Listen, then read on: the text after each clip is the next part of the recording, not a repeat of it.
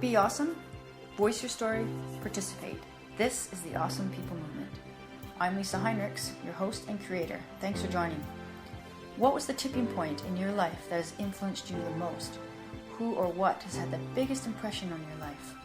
And if you could make a difference in someone's life by passing on one thing, what would that be? These are our stories. This episode is sponsored by Jared Nicklin. Jared is a singer-songwriter and did the music for Awesome People. He can be found on Instagram, Twitter, Facebook, etc. His name is spelt Jarrednicklen.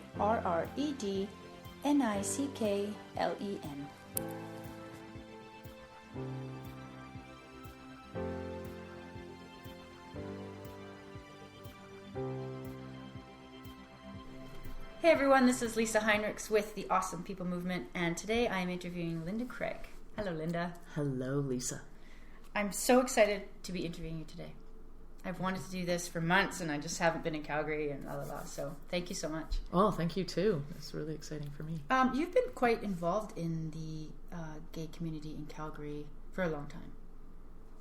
Yes, and it's something that it kind of caught me by surprise, actually, and it was something that when I first started to see what Pride Calgary was all about and what was happening, it was to really look at how it was, what was the message we were trying to put out there, and how, and I think it was just really exciting to just look at how to make it different here and just get the message out as to, well, what were we putting out there? Right.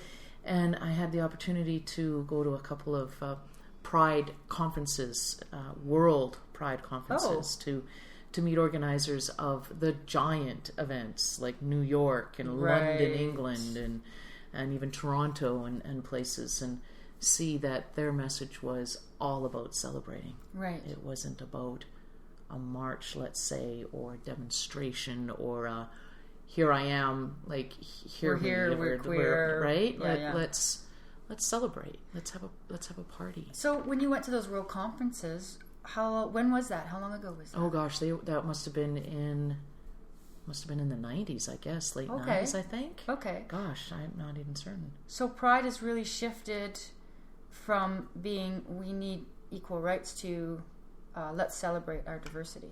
Yes, absolutely. Yeah. And then just the parades were different, right? We saw certainly all your different organizations and the bars and the folks in the community, but then we started to see companies that were our allies and supporting us, and like IKEA comes to mind, and then you have right, there was just like all of that going on, right? And right now, even over the last couple of years, I've led the WestJet float in the Pride Parade, right? So it's just so incredible to see how Calgary has shifted over the years.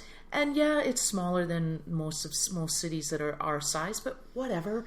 It's what Calgary needs to do and needs to be. Right. And it's really about, I think, if just to join in and help build it then. Yeah. Right? And that's what this is, right? Yeah. And so when I was co-chair for, I think it was probably upwards of 8 to 10 years, it really was that. It was gathering awesome people that wanted to make this event. Right. And wow, we did. Yeah, right? You did. A whole bunch of us did, right? Yeah. And it kept getting bigger and bigger, so we had to keep moving it and shifting where the street fair, the street festival was, changing the route, moving the route to now where it is. And so that was the exciting part.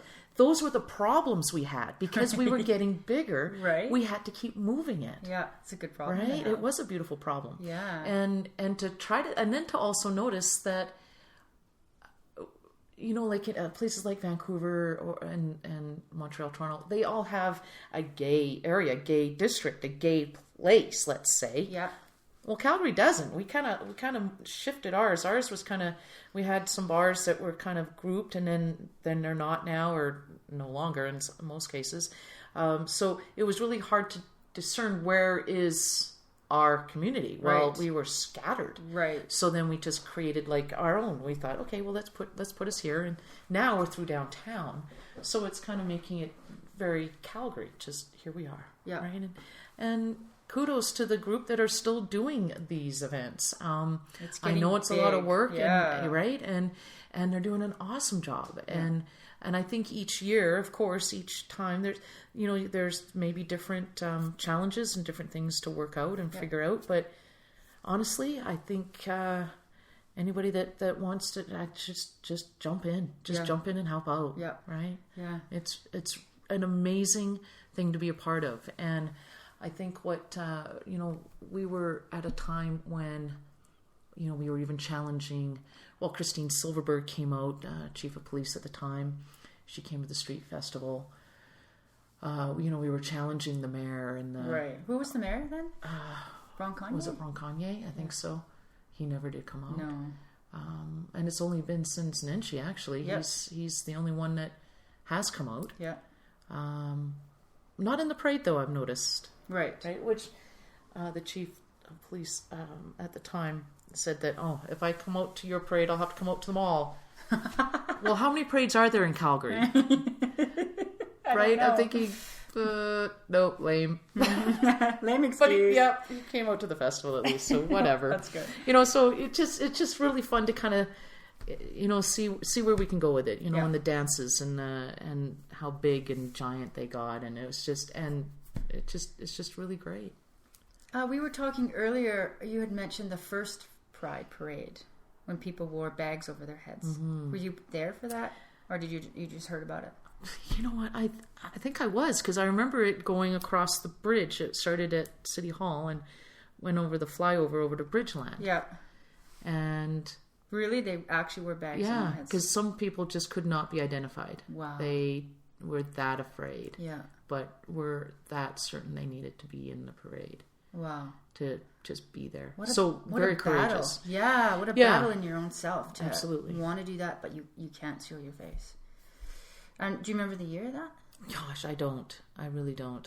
I don't remember. Early 90s? Yeah, it must have. Well, yeah, it must have been. Must have been? Or late 80s, I guess. Okay, so around that time. Yeah. That 90-ish. Yeah. That era. Yeah. Funny Gosh, era. not that long ago. When you think about it, it's really quite... Well, it's quite crazy when you think about just all of that. The dates and stuff. Not that long ago. What happened to Madonna in the 80s? Yeah. I still listen to that when I paint. Awesome. So let's flick gears for a second. And where were you born? Vancouver. Oh, okay. Yeah. And the Big 5-0. The Big 5-0. I know. It's giant. I'm a half a century now. Woohoo! Yeah. It's kind of crazy great. Yeah. I like it. Yeah. Congratulations. Yeah. Thank you. Mm-hmm. I know. I didn't think I'd make this far. Oh, I don't know. You're a pretty strong girl. So, did you grow up in Vancouver? No, not really. Just till I was about 8, then my parents brought us out to Calgary. Right. So, grew up in Calgary. Right. Okay. Yeah. Cool. So. And you've stayed here ever since? Pretty much. A couple of years out in Toronto, or Ontario, Kingston.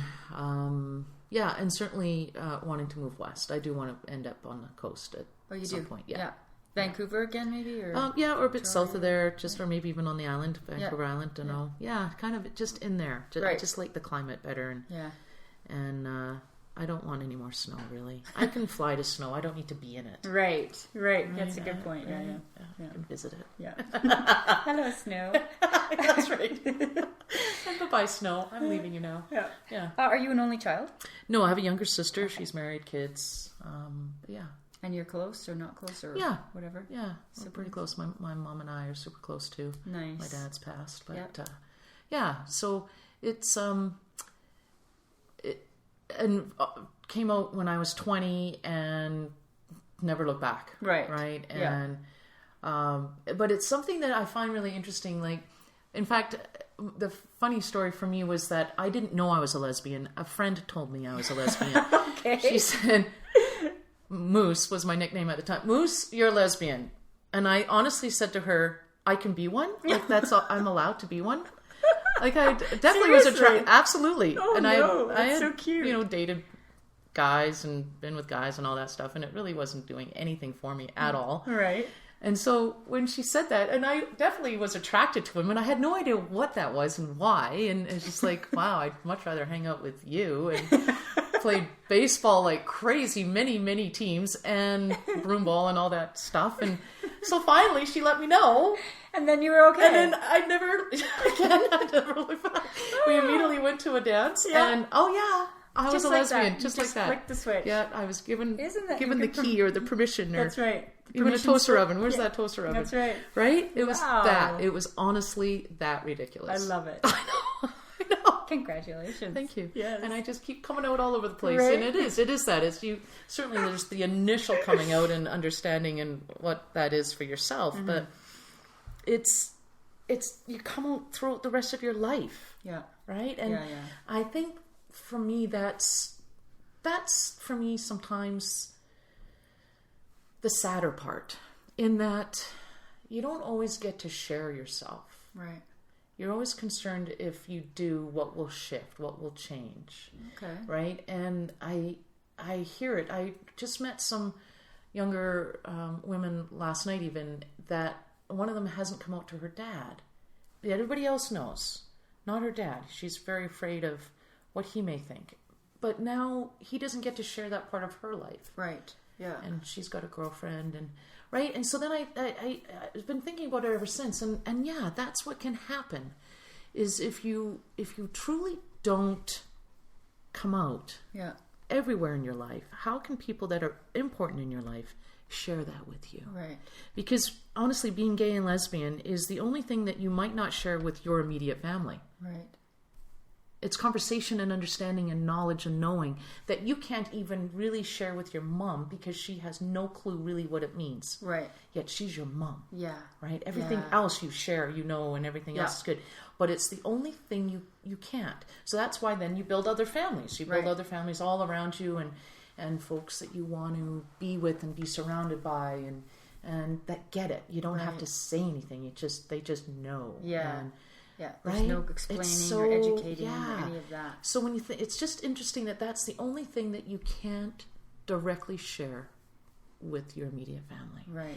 So to make sure to do that, right, and as much as you can. And I know some people really do struggle with it, and I know there are absolutely families that just are torn apart from it. Yes. Right. And that it is incredibly sad. Yeah. It is incredibly sad, but I then think that that's why we are so good at creating our own families. Yes. And creating our own surroundings and to do that, right?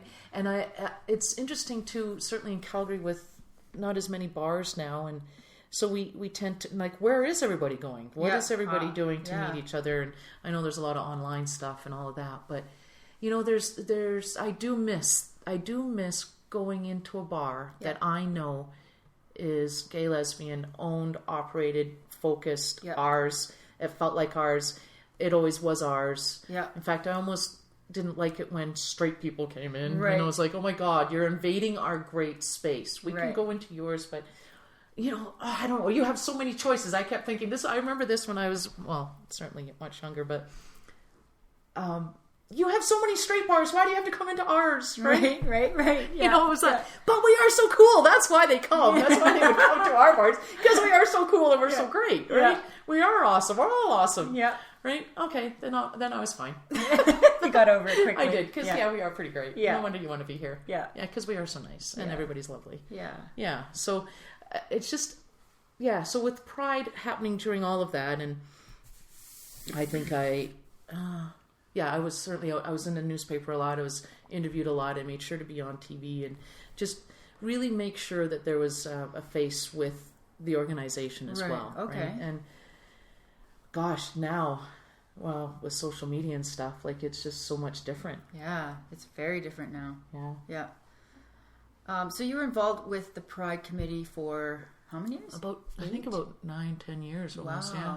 That's a long haul. Yeah. Yeah. And so you were able to see a lot of changes. Totally. Yeah. We did. We shifted it many times. Yeah.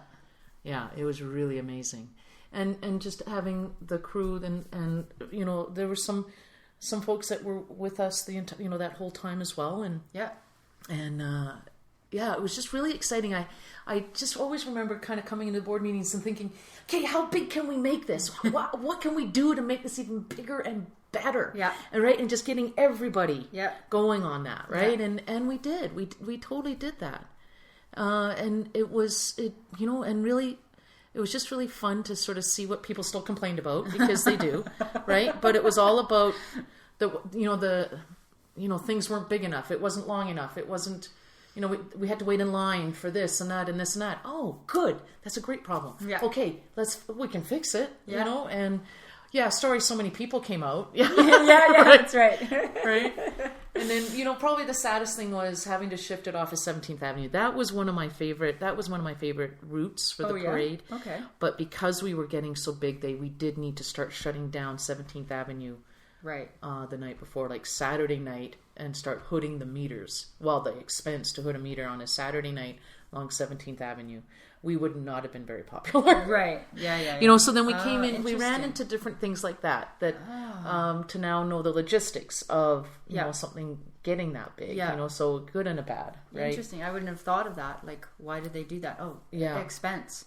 Yeah, to the city. Totally really. that. Yeah, because that's a huge expense. It's giant. Yeah, and it was per meter. Yeah, a hood charge kind of thing, and stopping all that traffic, because we were able to stay on one lane, one way kind of thing, one direction, and keep the other traffic going, which was really not safe. Honestly, when you think about it now, like, oh my goodness, to have traffic going along the side of us. That anyway, probably wouldn't happen now. No, I don't think they would ever allow that again. I think because we were one of two. Calgary has two parades. Yeah. Right? Like the Stampede and the Gay Parade. And this one, right? So we were definitely on a different route and something new for them. Yeah. But always so easy to work with. The city has always been really great to work with when we were there. So yeah, it was fun to know all that and figure all that out and play with it. So that's when we moved it then to Olympic Plaza area. Right. And shot it along 8th Avenue. Yeah. Yeah. Which was great. Yeah, I think so. I like and now they're along 9th. Is it along 9th now? Oh, okay. This last one, yeah. Oh, yeah, that's right. To Millennium Park. Yeah. They end it there. Which is a great space because it's huge and it can hold 20,000 people or something insane. Yeah. It's good. I quite like it. Yeah. What was the biggest shift in that 10 years that you did that? Like the biggest shift that happened? Maybe obstacle or or was it just a slow progression into where it is now? Was there a thing that went, oh, we got to really make this change or do this, or that the city gave an obstacle that you had to sort of figure out? Well, yeah, I think it really was about. Well, the parade was always the trickiest piece because we really did have to figure out permits and the route. Yeah. Yeah, and I think it was discovering certainly the 17th Avenue thing, because we were along that area for a few years, and used the park just out front of Mount Royal Village area, but then the park along 11th. So yeah, I think really that it was that, and then the dance, and then having it from a community center into now. Oh, it's huge. Like just bigger. Yeah. And Maxwell Center was the first one we did that took it to a completely different level, right? A completely different tone, and that exploded it, right? Which was so exciting. Yeah, right. Look, we're a big city now. Yeah. Lights, big lights. Wow. Yeah. And big sound. So I think it was just the constant progression was what was exciting, and it did have to keep shifting. Right. Yeah. And then to see who would we get in the parade, and who would put floats in beyond the direct, of course, community. So that was always exciting to see who would support us. Right. Like IKEA, TD get Bank, money, and all those guys. Yeah. It was good. Yeah. Yeah, it's good to see that support. Yeah. Are you involved with any of the committees now? Not right now, no. But it's certainly I've had to shift over to sort of more my career kind of plan, and I had run some sports shows and things like that. So it's interesting. I've kind of let a lot of all that kind of go, and well, not my career, but so I feel as if, and it's just interesting, in knowing that we were chatting and things, and being involved with the parade for WestJet now, running, helping organize that and leading their parade float. It's kind of ringing to me to maybe go see and volunteer. Yeah. Because I think it's really good just to circle back sometimes and just sort of help out again. Yeah. Right? Because of course it's shifted and changed, and just to be a part of that again. Because honestly, I think for me, and what kept me coming back every year was standing at the front of the parade at noon. Yeah. With my megaphone that I got just for that purpose.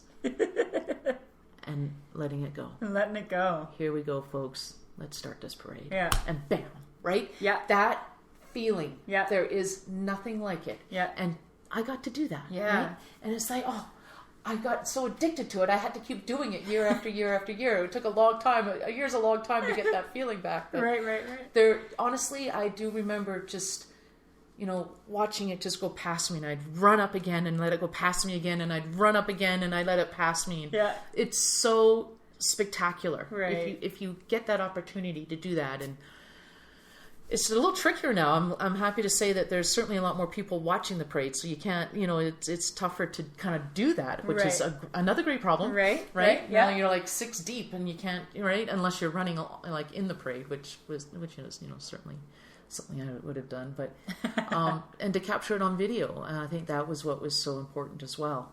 You were a videographer as well, right? Or still are. Yeah, bits and pieces. So it was really, really great to capture a lot of it on video. Yeah. And to have that for forever. Yeah. Well. Really? Yeah. And sort of see what it was like. Yeah. And then, but then to stand and watch, right there in the festival grounds, and just sort of see all these people. Yeah. You're looking at people you've never seen before, right? And it's like, wow, this is so incredible. Whether you're gay, lesbian, straight, bisexual, transgender, like all of it, doesn't matter. Who cares? Yeah. You're all here. You're all in support of. You're all here. How fantastic. Yeah. And then within a few hours, they all go back to where they all, right? They all kind of seep back into Calgary, right? But they're all out there still, right? And still, passing the good word out or whatever. Like, I don't know. Like, it's just so neat to see who would come out and play and support and see. Yeah. It's fantastic. Really. Yeah, it is. I love being on stage to look at that too, and just sort of watch and see. Just kind of look out, and a reason. It's always a good reason to come up to a microphone and thank everybody for coming, and again, just see all the people and look at this big sea. Right? Yeah. Totally that. Yeah. It's fantastic and all rainbowed. And all rainbowed. They're all colored. I think you put me on stage and I'd have a panic attack. I'm so glad that you feel how energized you are by that feeling, because I would be like freaking out. Like, we need people like you to be able to do that. I would carry you up, Lisa. Honestly, I would carry you so you could experience this. There we go. It is amazing. We will make that happen. Oh no. Have you gone to a lot of different prides in different cities? Yeah, I've done Vancouver a couple of times, actually, with the WestJet float again. Mm-hmm. That is giant. In fact, my favorite part of Vancouver Pride Parade is actually the staging area. Oh, okay. Where they're getting the floats ready. Right. You see them all. Yeah, I guess. They're all right there. Yeah. You walk through them. You see them all. Yeah. Right? And I swear the next time I go to Vancouver Pride, I'm just going to do that, and then I'll meet them at the beer garden. Right. There we go. Right. How long does it take that parade to pass? Like, it's like a 3-hour event or something. Yeah, it's insane. Like, it's fantastic. Like, the parade is so awesome. Yeah. But it's so giant. Yeah. And so, well, it is really fantastic. But honestly, when you're going through the staging area, actually, of any parade, including the Stampede Parade, and ours, Calgary Pride, and all of that, the staging area is actually a really fun place. Yeah. Because you got everybody just having fun putting their float together. Yeah. You know what they're going to do. Yeah, right? for sure. You need them to ask you? Yeah. I don't know. Well, I'm good. I've seen it now. Right. Right? I'll be over there. Backstage now. Yeah, exactly. I'll be in the beer garden. Yeah. I'll have had 2 beer by the time you all get there. Yeah. I get a good seat. That's right. Or right in front of the stage, ready to dance. Yeah. Yeah, for sure. That's hilarious. So you went to college? Yeah, I went to Mount Royal for marketing. Okay. And I have imagery of you with a camera and seen footage that you've taken. So did you just have a camera, or are you actually a videographer? Yeah, I had. I just self-taught. Yeah. I was working for a video production type company, and just used their camera on weekends. This was when there were no personal cameras. This thing was giant. This was a VHS giant like camera. This big boombox on your shoulder. Totally that, yeah, right? Yeah. It was definitely not a broadcast camera. It was actually a personal camera, right? And so I was shooting hockey games for parents. Because this was, as I say, long before people had their own, right? So, I was making a killing. It was awesome. So I'd shoot like tournaments, like 6 games on a Sunday. Right. And just sell copies to parents. It was so much fun. I totally loved it. And it was just so great to have that footage for these kids and for their families. For sure, right? yeah. And but that, and then I would do other type video stuff, promo videos for companies, and so I started a video production company. I called it Decent Exposure Video Company. If it's not on video, it didn't happen. Right. Oh yeah, I had it all. It was all that's quite. Cool. It was all that. That's awesome. Yeah, so it was good. I ran that for about 10 years actually. Okay. Wow. Yeah. Yeah. And then had some part-time jobs throughout all of that, and and worked on some. I was shooting auditions for a casting director. Okay. Which was really cool too, because then I actually got to be on some of the movies. Oh. I was in some of the movies. Cool Runnings. I'm in it. You can actually see me. Oh, right. Yeah? Okay, I gotta watch a Sybil that again. Shepherd movie. Yeah, and in fact, that's when I got a photo with who's the John Candy? He was in it, right? Yeah. I have a picture of him with him. Yeah. I followed him into a men's washroom, not knowing it was a men's washroom, because of course they covered all the signs up at the Oval when they were shooting. Okay. And I followed him in there and got a picture with him.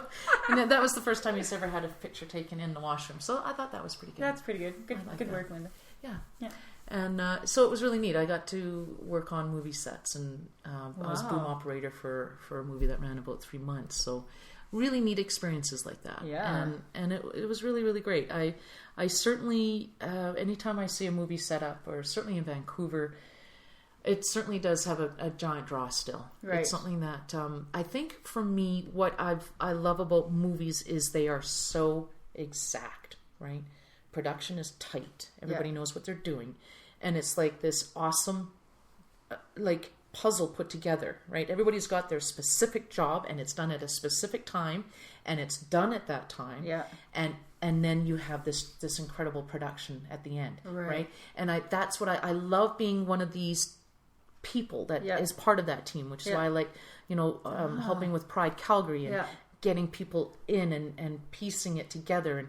And then the next thing was tackle football and getting a league started that's now across 3 provinces for women to play tackle football. Right. Unheard of, right?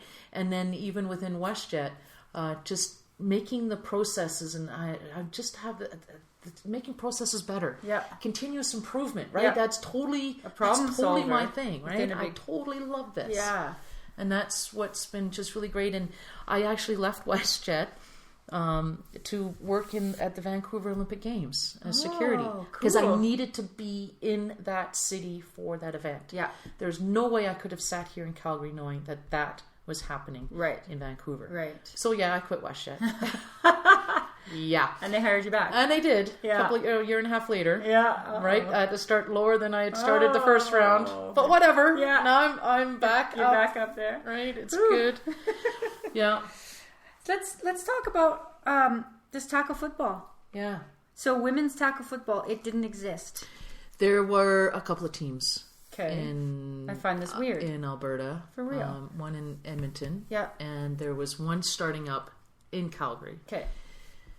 And then there were some teams out east. Out in the Maritimes, they had like a league going on, like 4 teams out there. Okay. And the States, absolutely. They've got like 100. Oh, okay. And now over 100, I would suspect now. Yeah. So I totally wanted to play this sport. So Yeah. found the team here Yeah. just by happenstance, really, and just kept building it Yeah. and building it and building it, and then wanting there to be more teams to play against, right? Sure, yeah. So let's figure out where are any others. And there was a team in Montreal, but they were playing with the American League, Yeah, it's interestingly, closer. Well, right? yeah, and existing. Yeah. Awesome team. They do very, very well. And there was a team in Winnipeg. Well, holy, okay, how do we get everybody? How do we do this? Yeah, yeah. And then so we did. We just kept talking with each other and Yeah. created a league, the WWCFL, Okay. and they're still going pretty strong. Cool. I haven't played in the last couple of years, but So is tackle football for women, like, was that hard to start? Like, do you know the history of that? didn't dig into it too far. Okay. Yeah. No, I'm just curious. But- I'm like, I didn't. I knew it existed because I Yeah. knew you played it. Yeah. But beyond that, I'm like, I would be killed. No, you wouldn't actually. Really? No. Again, it's so about this team thing. Tackle football is really an amazing sport in that it can actually take all shapes and sizes. Okay. There are different shapes and sizes within a football team. True. Right? Even with men. Yeah, yeah. Right? You've got, well, I was definitely on the line. I'm Yeah. big enough to be there. And then Yeah. you have your little ones that can just sort of scoot through and, Right. right? That'd be me. Right? Run! Oh my God! Here she comes! She's coming at you! Run!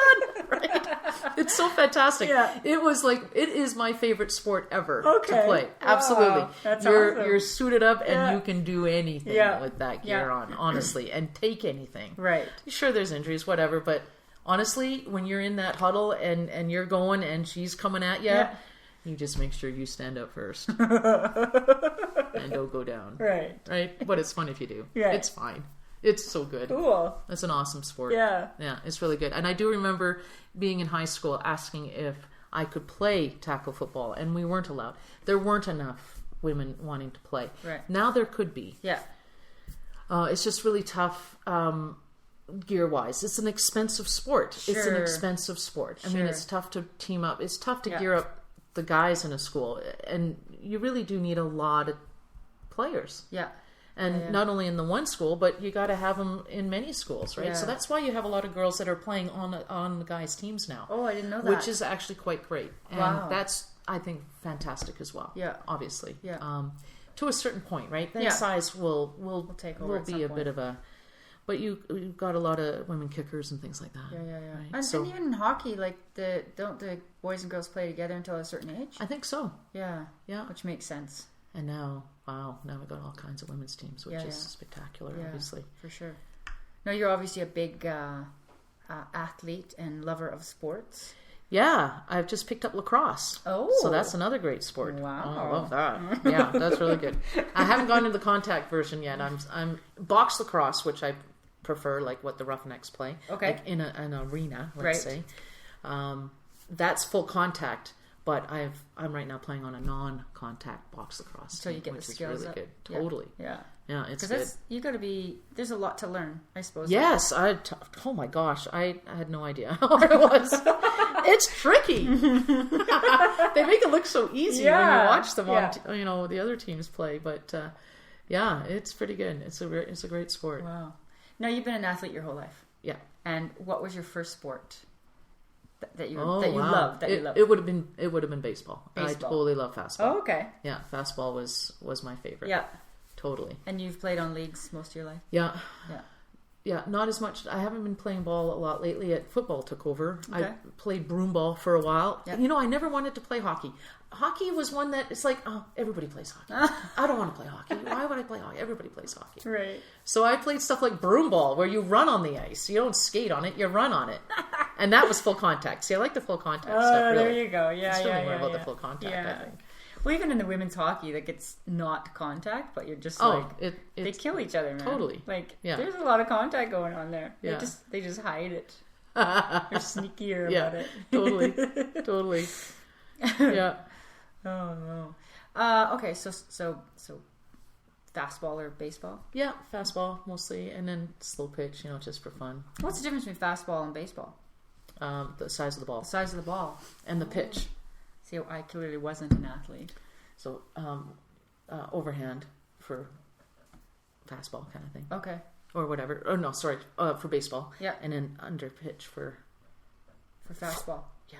Have you, I've you'll seen see that. it. I've seen that. It. I just didn't know the difference in the names. Oh, Yeah. yeah. And that looks really... Oh, it's amazing. Oof. Right? There's some awesome pictures. Yeah.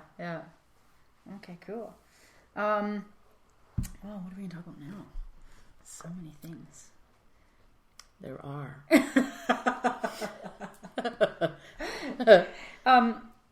Do you have any major tipping points in your life, or something that has shifted you as a human into a different direction, or into who you are now? Something that you can say, this was a defining moment in my life, and why? Yeah, there's been quite a few actually, and I think one of them for sure was I do honestly remember setting off that parade, one in particular, and I think because it had been such a tough year getting the to this point, and there it was, and everyone was just there to celebrate, right, yeah, and being the one to let it go, right, and just let's have some fun here, folks. Did this. Let's do this together. Let's have some fun and celebrate. Yeah, that for me, that was a big time for me because of how much effort it took to get there. Right. With other people. It wasn't just me. Yeah. But it was to make sure we got there. Yeah. And here it was. These people had no idea what we did to get them here. Yeah. But they're here. Yeah.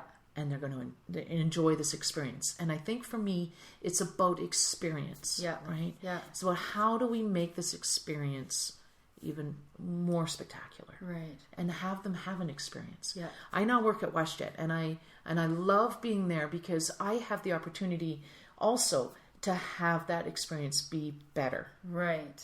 And which I do miss quite a bit of now, not working at the airport, because people would come with all different scenarios. Yeah. And I would be there to help them understand or shift their experience or shift whatever was happening for them. Right. And I felt like I did pretty good doing that. And and I enjoyed doing it. Yeah. Right? I enjoyed sort of having that opportunity. Yeah. For that, just that little bit of moment. Yeah. With that person. Yeah. And just sort of the connection was always so spectacular. Wow. Right? That's cool. Which is why I love putting on my giant maple leaf costume, because that gives me an opportunity to have yet another experience, right? Tell everyone who's listening what this maple leaf is. I got to get a picture of it for the blog. Oh yeah, very good. Okay. Yeah, so I made a giant maple leaf costume made out of foam, and I could be in it. So it was as wide as my arms could reach. So actually, when I stood, it was as tall as me. So it was about 5'8". So it was just under 6 feet tall, this thing. Okay. And when I wore it, my hands were inside, and just my face could be seen out of a little hole out of the front. And it was just a giant walking maple leaf, right?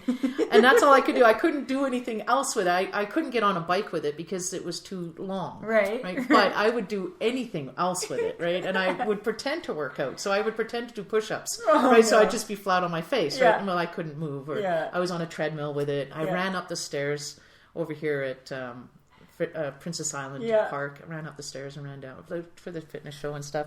The Calgary Marathon had me out as their official mascot to launch off all of their races and do the workout with them and pretend to. And and Canada Day, of course, was my favorite events with that. Yeah. Well, no, there's one other event that was better, but Canada Day was one where I really should have probably had some spotters. Right. Because I couldn't go anywhere without photos, right? It was so fantastic, right? I loved it, right? And of course, with my face being seen, I had to love it. Yeah, right? I couldn't be grumpy. No, maple leaf. That would be bad. Yeah, right. So little kids would come running, and it was so awesome, right? And I would just keep moving around, and start at Fort Calgary, and then move over to Olympic Plaza, and it was incredible. Yeah, and I took it down the Slide to City. That was its last event. On purpose, and I knew it would not make it. Right. It did not make it. No. That. Yeah. But it was fun to do. Yeah, for sure.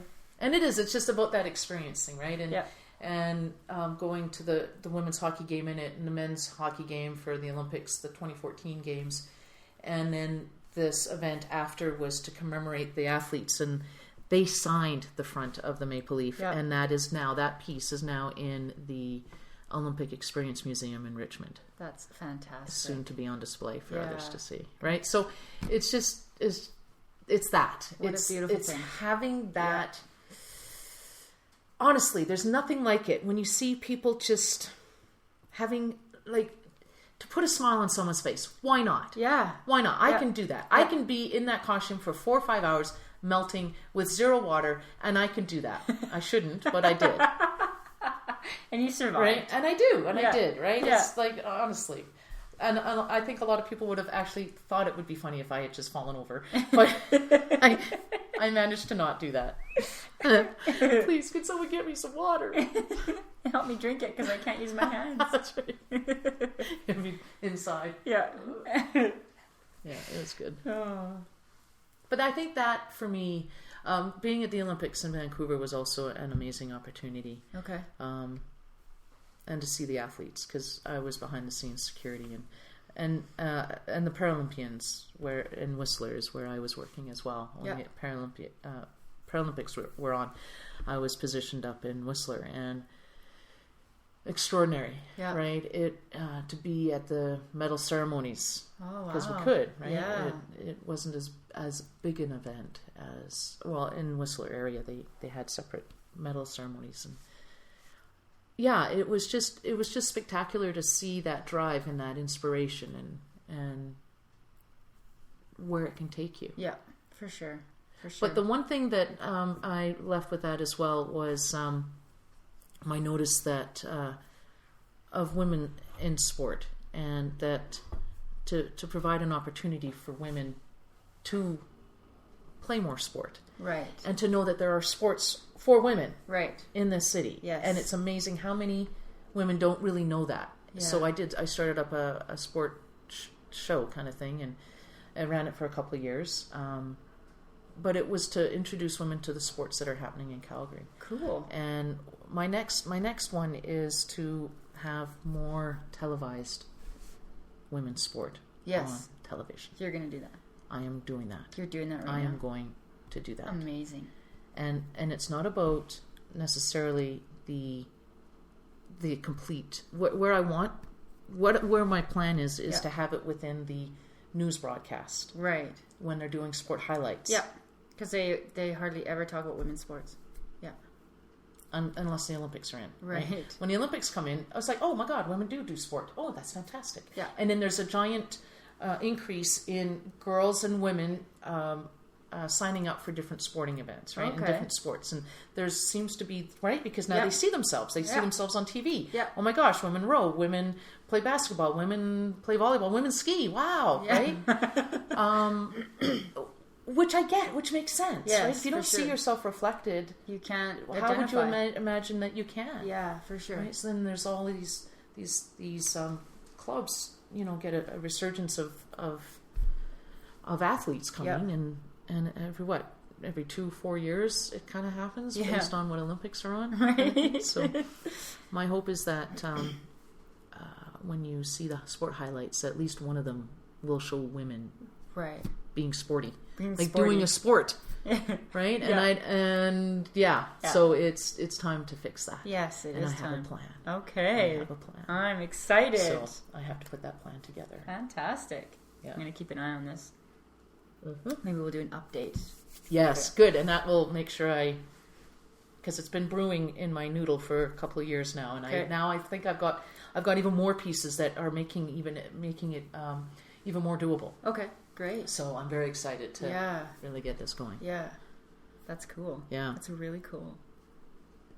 Yeah, and you're the gal to do it. Well, a piece of it, right? And it's about pulling all the right people again, and that's how I see this. It's about knowing where all the people are that will make this happen, right? Because Linda Craig can't do it and won't do it on her own. It wouldn't work, right? But if I pull this, these folks in, and create this idea and proposal with others, here we go, right? Yeah, and it is. It's just I feel like it's just pulling the right people together. Yeah.